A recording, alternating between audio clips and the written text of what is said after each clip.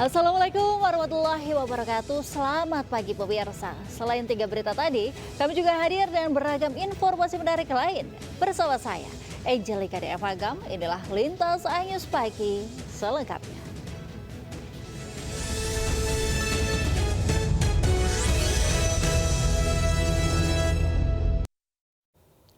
Pemirsa, seorang emak-emak pedagang mengamuk saat petugas Satpol PP membongkar lapak pedagang kaki lima di Terminal Cibinong, Kabupaten Bogor, Jawa Barat. Emak-emak itu geram lantaran petugas dinilai tebang pilih saat melakukan pembongkaran.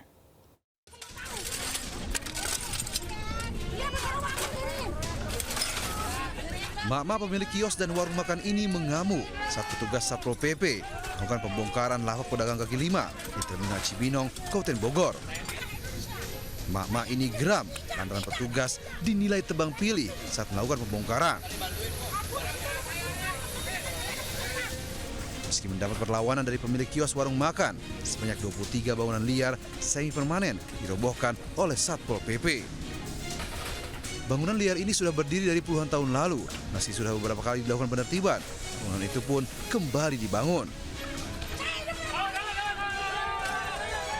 Para PKL ini hanya bisa pasrah dan menyaksikan bangunan semi permanennya dibongkar paksa dengan alat berat. Beginilah kami hidup, Pak.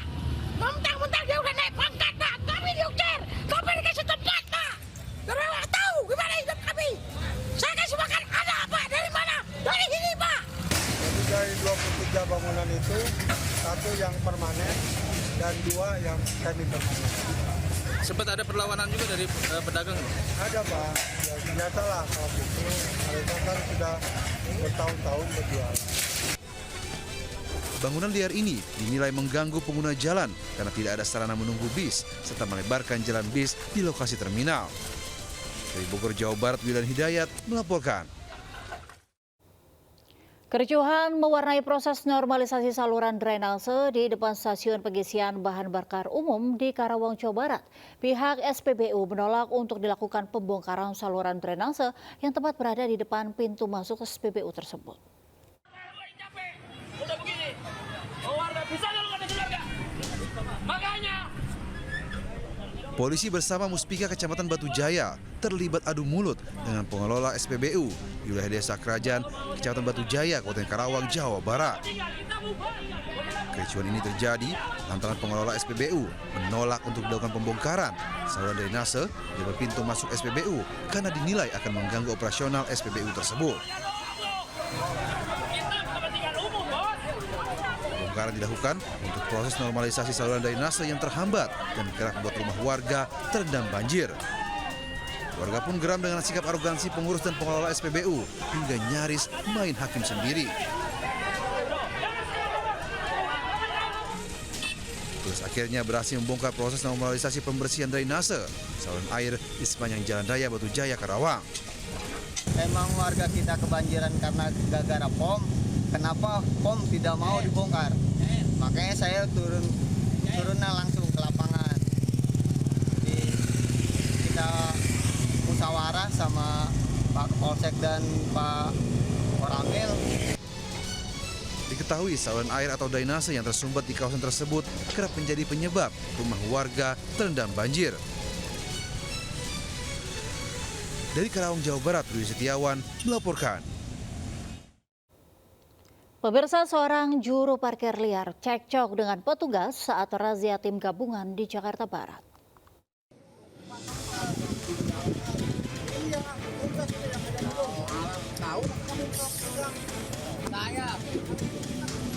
Aksi adu mulut terjadi antara petugas gabungan Pemkot Jakarta Barat dengan pengelola parkir liar di depan pusat perbelanjaan di Jalan Tanjung Duren Timur 2, Grogol, Petamburan, Jakarta Barat. Selain bersikap tak sopan, keributan ini terjadi lantaran pengelola parkir liar menggunakan atribut TNI saat menjaga parkir. Aparat polisi militer yang turut mengawal operasi ini pun geram. Keributan berhasil diredam setelah atribut TNI yang digunakan juru parkir liar ini disita. Dalam razia ini, petugas gabungan menggebosi ban kendaraan yang parkir di bahu jalan. Total ada 150 kendaraan roda 2 yang dicabut pentilnya. Petugas pun memperingatkan juru parkir liar jika masih melakukan aktivitas parkir yang mengganggu kelancaran arus lalu lintas. Dari Jakarta, Miftahul Gani Anyus melaporkan. Pemirsa, sejumlah petani di Kabupaten Lebak, Banten menjadi korban intimidasi oleh sekelompok orang tak dikenal. Para pelaku mengacungkan senjata tajam hingga membuat petani pergi menyelamatkan diri.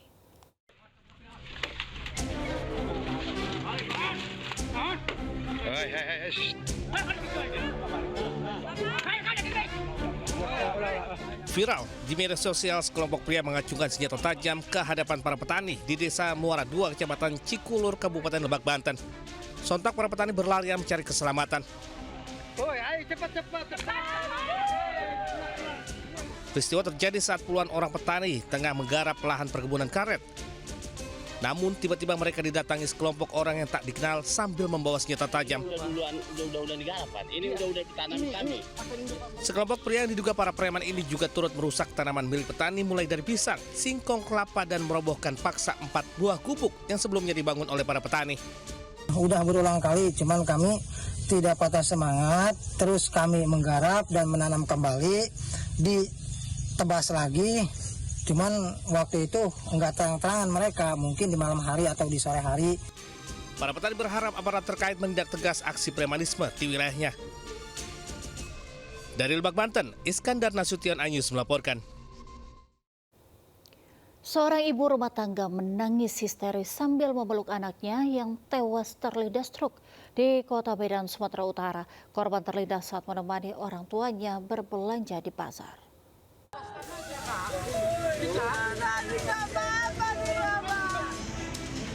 Tangisan ibu ini pecah usai mengetahui anak laki-lakinya tewas terlindas truk pengangkut barang di kawasan Jalan Embasir, Kecamatan Medan Marelan, Kota Medan, Sumatera Utara. Korban tertabrak saat bersama ayahnya menunggu sang ibu berjualan di pasar. Diketahui sebelum kejadian, korban berboncengan sepeda motor dengan ayahnya. Tiba-tiba truk pengangkut barang melaju kencang dari arah Medan Marelan menuju Jalan Medan Labuhan dan menabrak motor ayah korban. Korban terpental dan terlindas ban truk hingga mengalami luka berat di bagian kepala. Kelas 1 SD, Pak. Masih sekolah. Pakai baju sekolah tadi dia? Iya. Kondisinya gimana kan anak tadi? Kepalanya pecah separuh, Pak. Dia membiru semua badannya, Pak. Oh gitu Pak ya. Korban langsung dibawa pihak keluarga ke rumah sakit dan ke rumah duka. Sementara sopir truk telah diamankan Satlantas Polres Pelabuhan Belawan untuk diperiksa lebih lanjut. Dari Medan, Sumatera Utara, Yuda Bahar, iNews melaporkan. Viral, seorang pengendara sepeda motor berseragam TNI menerobos jalur kendaraan roda 4 di Jembatan Suramadu, Jawa Timur. Aksinya pun menuai kritik warganet di media sosial.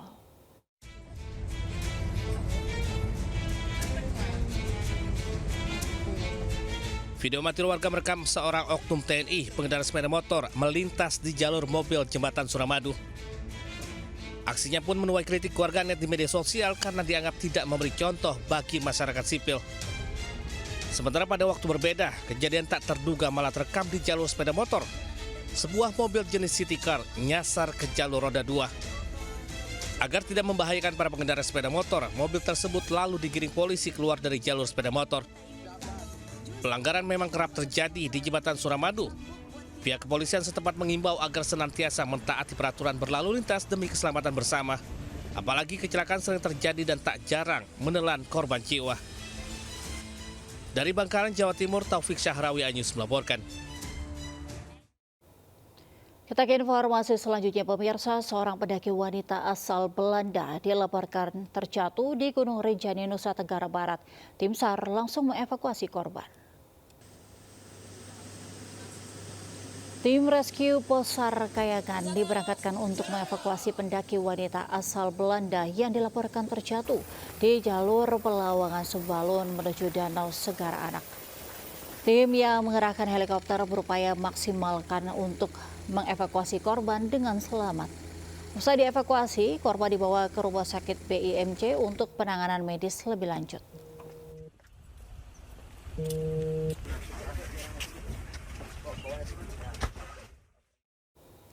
Ya, sementara itu pemirsa, WNA asal Swiss dilaporkan terjatuh di jalur pendakian menuju Danau Segara Anak.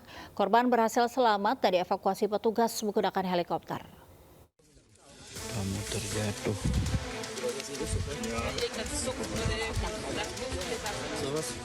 Inilah kondisi pendaki asal Swiss Benedict Marcel, 46 tahun, setelah mendapat pertolongan pertama dari rekan-rekannya saat melakukan pendakian di Gunung Rinjani. Korban yang mendaki bersama anak dan rekannya dari jalur Sembalun dilaporkan terjatuh di jalur menuju Danau Segaranak. Meski dilaporkan selamat, namun korban dilaporkan mengalami patah di bagian tangan dan kaki. Proses evakuasi berlangsung dramatis. Tim SAR mengerahkan personil gabungan dan helikopter dari Bali untuk mengevakuasi korban, hingga akhirnya korban berhasil dievakuasi dan langsung diterbangkan ke rumah sakit di Kuta Bali. Dari Lombok Timur, Nusa Tenggara Barat, Ramli Nurawang Anyus melaporkan.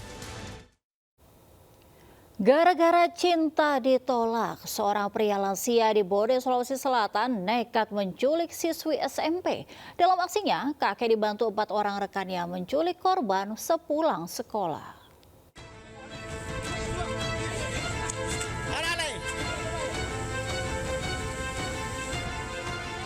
Inilah detik-detik penangkapan 5 orang terduga penculik seorang siswi SMP di Kabupaten Bone, Sulawesi Selatan. Polisi menghentikan mobil yang digunakan ke-5 orang tersebut di Desa Tareta, Kecamatan Amali, Bone. Penculikan terjadi karena SR, pria lansia 60 tahun yang jatuh cinta pada NA, siswi SMP, ditolak. Dalam bereaksi, SR dibantu 4 rekannya, yakni HJ, APR, MAA, dan AD. Kelimanya memiliki peran masing-masing. Korban diculik saat mengendarai sepeda motor sepulang sekolah di Dusun Tanah Celai, Desa Abanuang, Kecamatan Awangpone, Bone. SR dalam penculikan merupakan tetangga korban.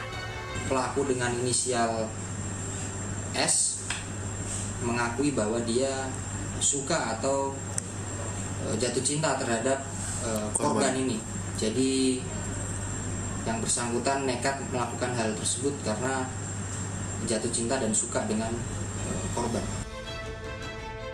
Usai ditetapkan sebagai tersangka, ke-5 orang itu mendekam di sel tahanan Polres Bone. Sementara korban yang berhasil diselamatkan dalam kondisi sehat telah dipulangkan ke keluarganya. Dari Kabupaten Bone, Sulawesi Selatan, Bulan Sri Indramaya melaporkan. Seorang mantan kepala desa di Kabupaten Temanggung, Jawa Tengah tega menganiaya istrinya di rumah mereka. Diduga pelaku tersinggung dengan jawaban istrinya saat bertanya soal surat rujuk kontrol.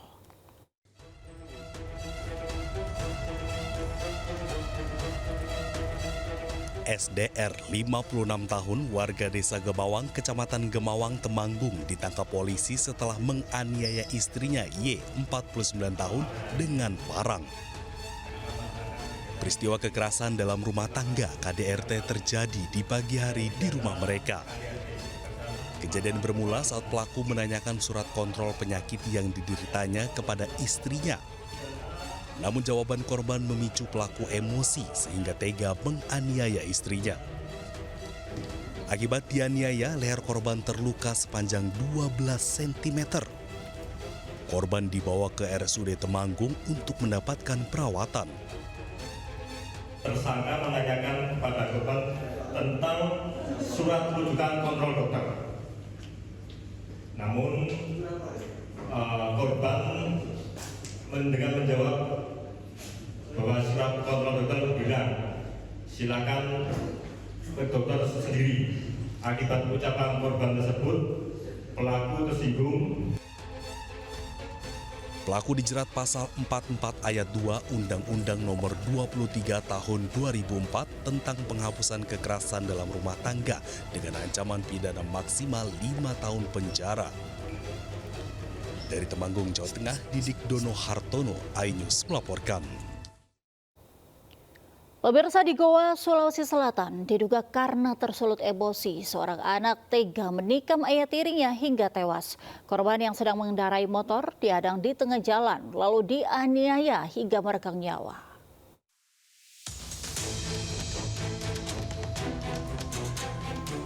Warga dusun Lanra-Lanra, Desa Pabentengan, Goa, Sulawesi Selatan gempar dengan kasus pembunuhan yang terjadi di tengah jalan raya. Korban bernama Asis Deng Beta tergeletak bersimbah darah usai ditikam anak tirinya menggunakan senjata tajam.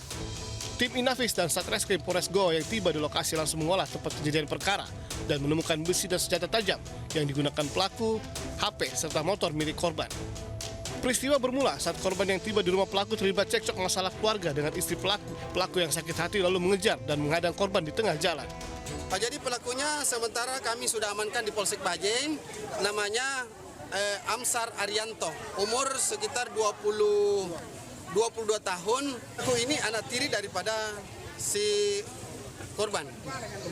Ya. Untuk motif sendiri belum diketahui. Sementara kami melakukan dulu penyelidikan dan kami sementara melakukan interogasi di kantor itu. Pelaku kini sudah diamankan di Polres Goa. Polisi masih menggali keterangan pelaku untuk mengungkap motif pasti anak yang membunuh ayah tirinya ini. Dari Goa, Sulawesi Selatan, Bukma, iNews melaporkan. Pemirsa, Wakil Ketua Umum Kadin Indonesia yang juga Sekjen Partai Perindo Adi Yuslim Patawari melakukan kunjungan kerja ke Sarawak, Malaysia bersama sejumlah pengurus Kadin. Kunjungan ini guna membuka peluang kolaborasi dan investasi antar kedua negara dalam memajukan perekonomian.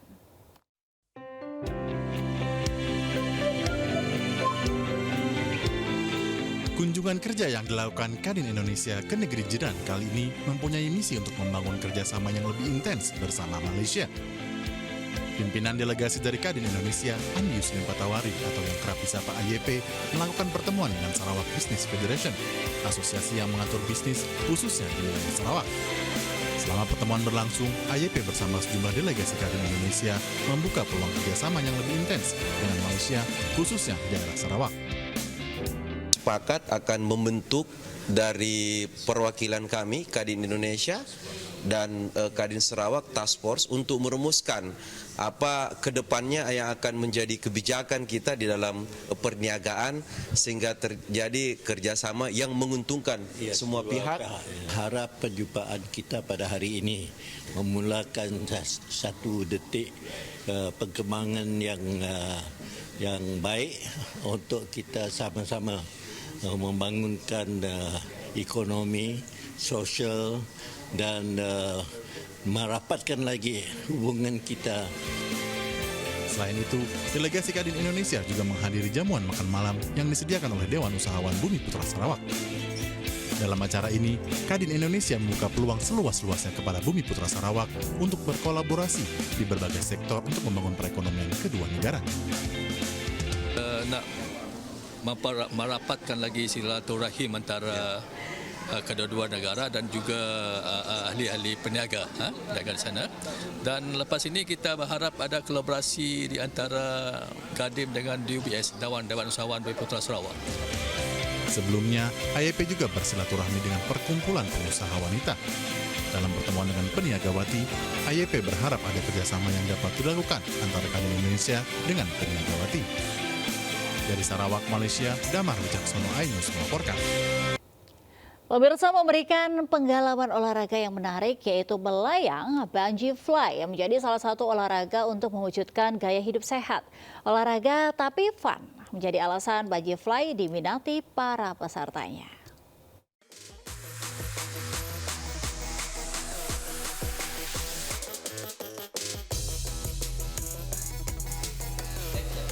Ya pemirsa, olahraga menjadi salah satu cara untuk mewujudkan gaya hidup sehat.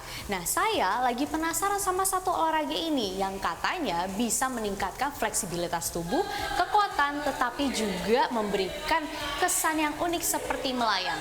Nah, yuk kita sama-sama melihat gimana sih cara latihannya. Olahraga jadi salah satu cara mewujudkan gaya hidup sehat. Beragam olahraga bermunculan mampu menyalurkan energi dan membakar kalori berlebih. Bungee fly salah satu olahraga yang wajib dicoba. Sebelum menggunakan perlengkapan bungee, peserta latihan wajib melakukan pemanasan. Diiringi musik yang menyenangkan, adrenalin peserta pun semakin terpacu. Menggunakan tali kekang yang dilengkapi dengan gesper pelepas cepat dan bantalan di sekitar pinggang, peserta olahraga ini langsung merasakan sensasi melayang. Pasti ada teknik tertentu, itu sudah saya pelajari juga di Milan, which is sebenarnya bungee fly itu termasuk kayak choreo dance ya, tapi kan nggak semua bisa dance ya gitu. Jadi di situ masuk bungee fly itu juga termasuk fitness juga. Jadi banyak gerakan teknik-teknik seperti terbang, seperti muter, push up, itu semua ada tekniknya.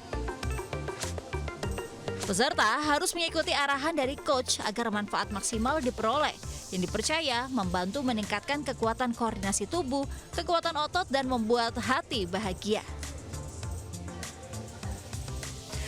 Ini sih keringatnya banyak banget ya, berarti kalorinya juga banyak yang keluar kan, terus bikin hati happy.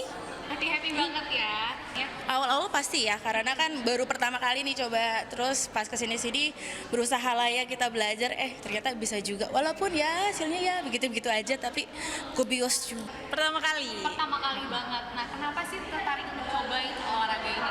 Karena aku ngelihat kayaknya di sosial media seru banget ya Kak, bisa kayak terbang happy gitu, kayak semuanya terlampiaskan gitu loh Kak. Para pelatih pun mendapat pengajaran langsung dari sang master sehingga gerakan yang dilakukan tepat dan efektif. Wah pemirsa, saya baru selesai dari sesi olahraga bungee fly ini dan ternyata super duper capek. Tadi nonton doang tuh katanya gampang banget, ternyata enggak. Plus juga emang tadi menggunakan otot perut dan otot bokong, jadi benar-benar mengetes dari kekuatan saya sendiri. Plus juga memang memberikan latihan fleksibilitas. Memilih bungee fly sebagai olahraga membuat peminatnya lebih fleksibel dan kuat. Anda pun bisa mencoba dengan bergabung ke Lorea Studio di kawasan Jakarta Selatan yang dikhususkan untuk wanita. Dari Jakarta, Jessica Winoto, Adri Supiatna, iNews melaporkan. Pemirsa, leg kedua playoff perempat final Liga Futsal Profesional 2025 kembali digelar di Gor Among Grogo, Yogyakarta. Pada perempat final pertama ini, Unggul FC dan Black Steel FC lolos ke babak semifinal.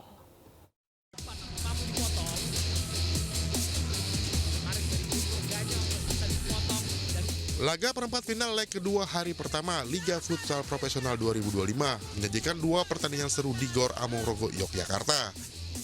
Di pertandingan pertama, Unggul FC melawan Pangsuma FC. Kedua tim bermain agresif untuk meraih kemenangan. Namun kedua tim hanya mampu bermain imbang dengan skor 3-3. Skor imbang ini juga menjadi tiket bagi Unggul FC untuk melaju ke semifinal. Setelah pada leg pertama perempat final mampu mengalahkan Pangsuma dengan skor 5-3. Di laga kedua, duel sengit tersaji antara Black Steel FC melawan Cosmo JNE. Cosmo JNE yang mengincar kemenangan memulai pertandingan dengan agresif, menekan pertahanan Black Steel sejak awal. Namun sayang Black Steel FC yang tampil apik kembali mampu mengandaskan perlawanan tim asal Jakarta tersebut dengan skor 4-3. Kemenangan ini sekaligus memastikan Black Steel FC melaju ke semifinal.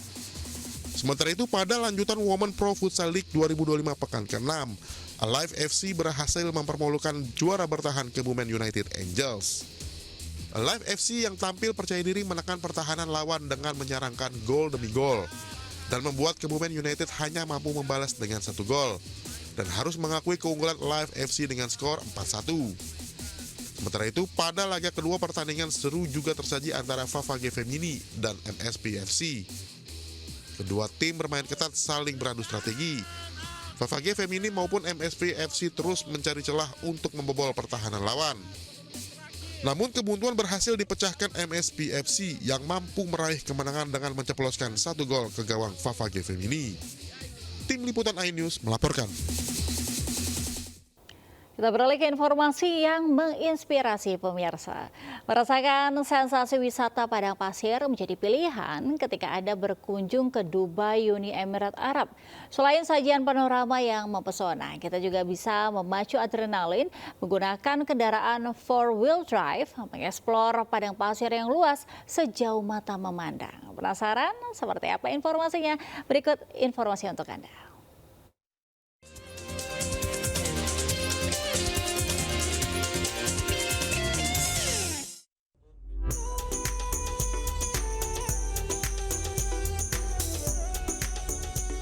Jalan-jalan ke Dubai tak lengkap rasanya jika tak mencoba wisata gurun pasirnya.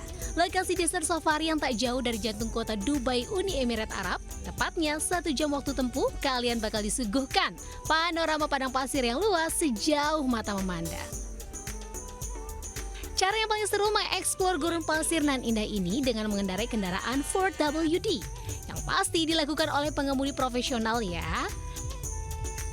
Merasakan sensasi naik turun bukit pasir, menanjak hingga menuruni gurun, benar-benar memacu adrenalin banget dan pastinya seru abis.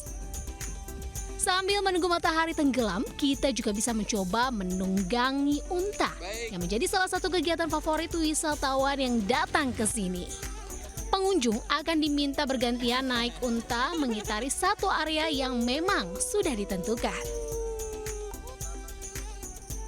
Momen langka di lokasi yang indah ini pastinya dimanfaatkan para pengunjung untuk bersuah foto ataupun mengambil video yang pastinya sangat menarik untuk dijadikan postingan di media sosial. Tadi nyobain kegiatan apa aja nih? Iya, kami tadi melakukan off-road. Iya, off-road dengan menggunakan jeep di pasir Dubai dan keren. Mantap. Bagaimana tadi perasaannya Bapak Ibu? Wah, keren banget. Pokoknya gaspol, seru. Puas menikmati indahnya panorama gurun pasir, gak lengkap rasanya kalau nggak mencicipi aneka hidangan khas Uni Emirat Arab. Hidangan dan lezat bisa kita santap sambil menyaksikan tarian serta atraksi unik dan seru dari sejumlah wilayah yang ada di sekitar Dubai. Dari Dubai, Uni Emirat Arab, tim liputan Ayus melaporkan. Pemirsa, petugas pemadam kebakaran tak hanya bertugas memadamkan api, tetapi juga turut menyelamatkan hewan peliharaan dalam berbagai situasi. Nah, di Gresik, Jawa Timur, petugas damkar mendadak jadi dukun sakti, berpura-pura bisa mengusir ular gaib.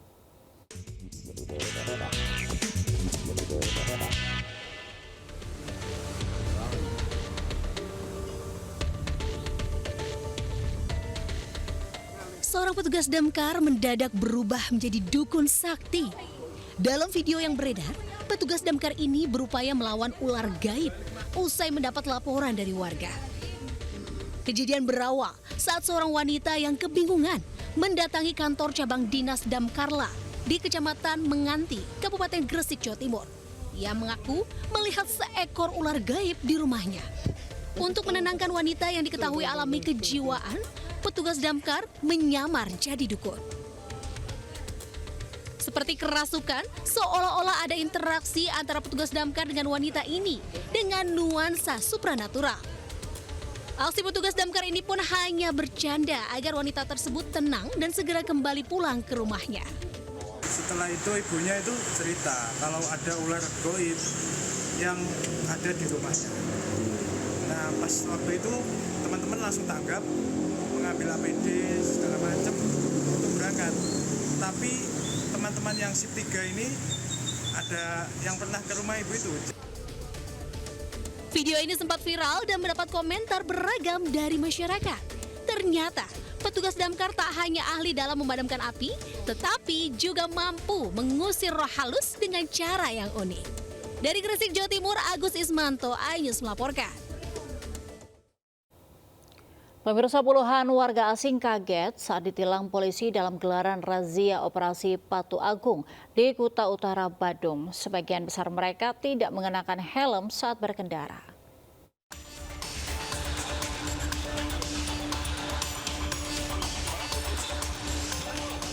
Tindakan tegas petugas kepolisian terlihat saat menggelar razia operasi Patu Agung 2025 di Simpang Tiying Tutuk, Kuta Utara, Badung, Bali.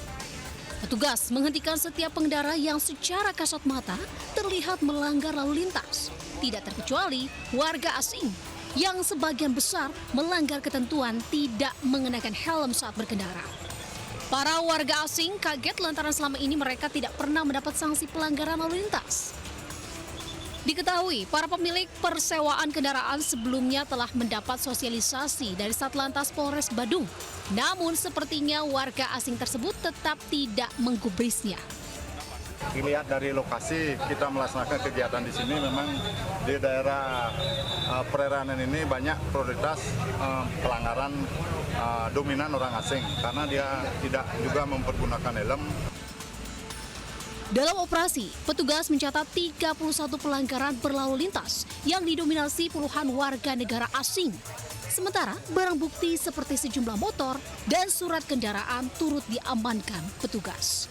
Dari Badung, Bali, Indira Ari melaporkan. Seorang wanita warga negara asing menjadi korban penjamretan di Jembatan Kuning samping Masjid Istiqlal, Jakarta. Korban jatuh tersungkur dan terseret sepeda motor pelaku.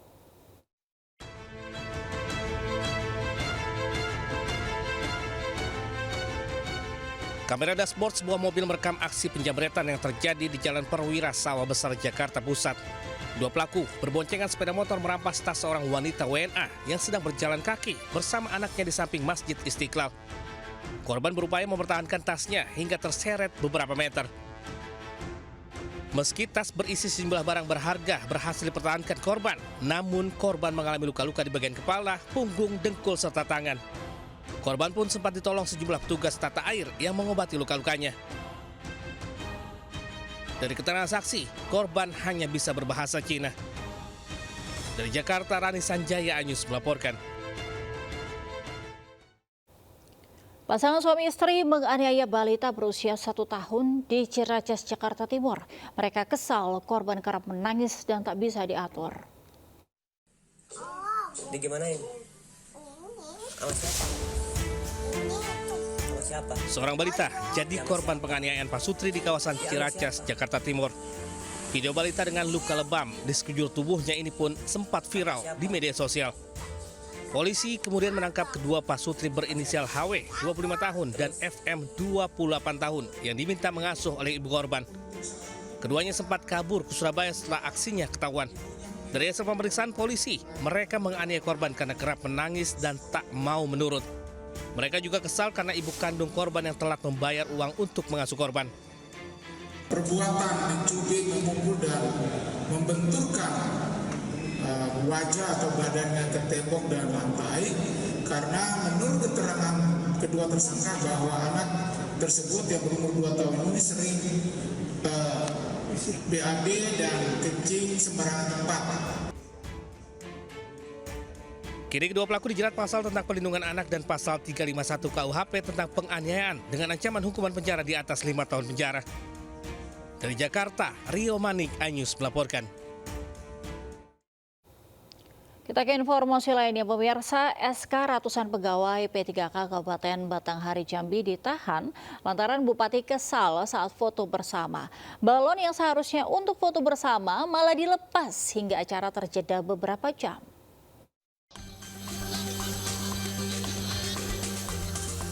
Video ratusan pegawai pemerintah dengan perjanjian kerja P3K yang melepaskan balon di kawasan Aek Meliuk, Kabupaten Batanghari Jambi tengah viral. Terjadi miskomunikasi antara MC protokoler yang memberikan aba-aba untuk foto bersama, namun para peserta malah melepaskan balon. Akibat insiden ini, Bupati Batanghari Muhammad Fadil Arif sempat mengambil mikrofon dan mengatakan bahwa instruksi harus didengarkan dan satu komando. Bupati pun langsung meninggalkan tempat acara menuju rumah dinas.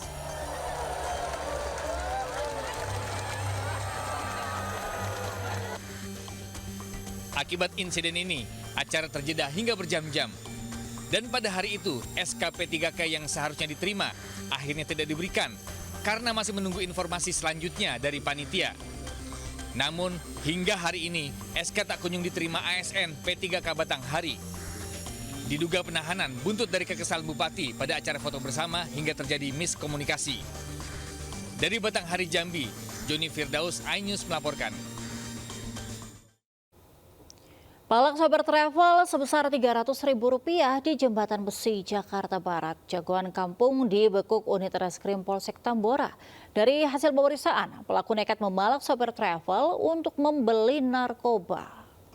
untuk mana ini lu enak banget minta gocap lu. Kalau jalur-jalur apaan, pentingannya apa? Video amatir merekam aksi pemelakan terhadap sopir travel yang beraksi di Jalan Jembatan Besi Raya Tambora, Jakarta Barat. Pelaku memaksa meminta uang sebesar Rp300.000 kepada korban.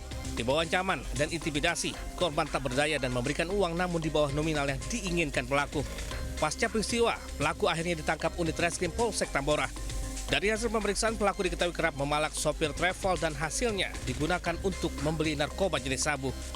300 lalu 50, namun yang diberikan hanya 20.000. Sudah sering atau bagaimana? Kalau pelaku sudah sering. Untuk apa? Untuk apa dia melakukan hal ini? Uang hasil palakan? Untuk uang hasil palakan sendiri digunakan untuk membeli narkoba. Atas perbuatannya pelaku dijerat pasal tentang pemerasan dengan ancaman hukuman 9 tahun penjara. Dari Jakarta, Miftahul Gani, iNews melaporkan.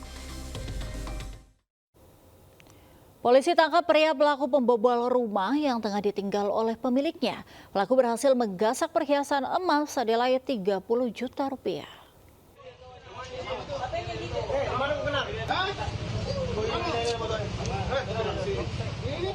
Tim Ewako Resmo Polda Sulawesi Selatan dan Resmo Polres Sinjai meringkus seorang pria pelaku pencurian perhiasan emas senilai Rp30 juta di Kabupaten Sinjai, Sulawesi Selatan.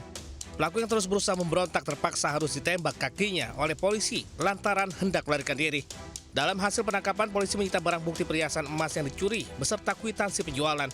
Dari hasil pemeriksaan, pelaku beraksi dengan cara merusak pintu saat korban tengah meninggalkan rumah. Pelaku beserta barang bukti langsung diserahkan ke Polres Sinjai guna proses hukum lebih lanjut. Dari Kota Makassar, Sulawesi Selatan, Muhammad Nurbone, iNews melaporkan.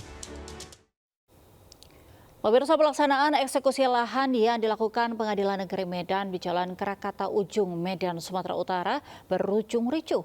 Bahkan seorang warga alami luka parah di kepala setelah mendapatkan hantaman dari petugas kepolisian.